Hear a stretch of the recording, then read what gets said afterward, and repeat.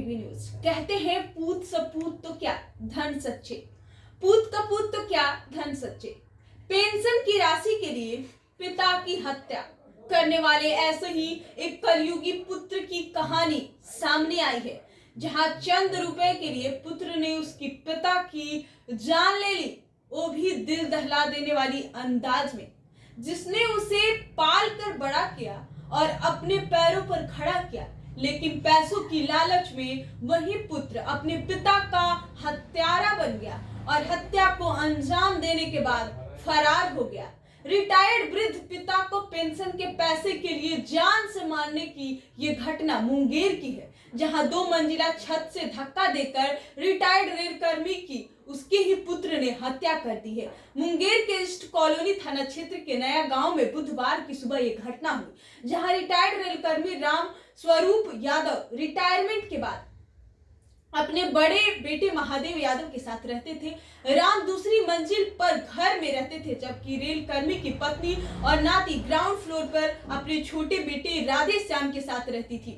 वही रेलकर्मी का तीसरा बेटा बाहर काम करता है। जानकारी के अनुसार रिटायरमेंट के बाद पेंशन के रूप में मिल रहे पैसे को लेकर राम स्वरूप यादव और उसकी पत्नी फुलवारी देवी के बीच विवाद चल रहा था। इसी कारण दोनों पति पत्नी अलग अलग रहते थे।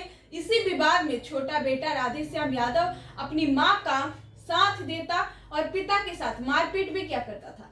इसके लिए कई बार पंचायती भी हुई, जिसमें फैसले के बाद मृतक के द्वारा पेंशन की राशि का आधा हिस्सा अपनी पत्नी और छोटे बेटे को दिया जाता था।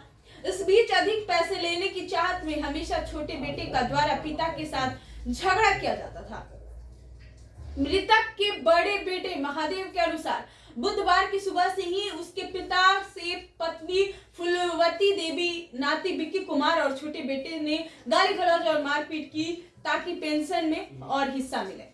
इस घटना के बाद पिता जब नहाकर दूसरी मंजिल पर सूर्य भगवान को जल अर्पित करने गए, तो छोटा बेटा भी पीछे से छत पर चला गया और अपनी पिता को 2 मंजिल छत से धक्का दे दिया। धक्का लगते ही राम स्वरूप सीधे नीचे जमीन पर आ गए, गिरे, जिससे उनकी मौत हो गई।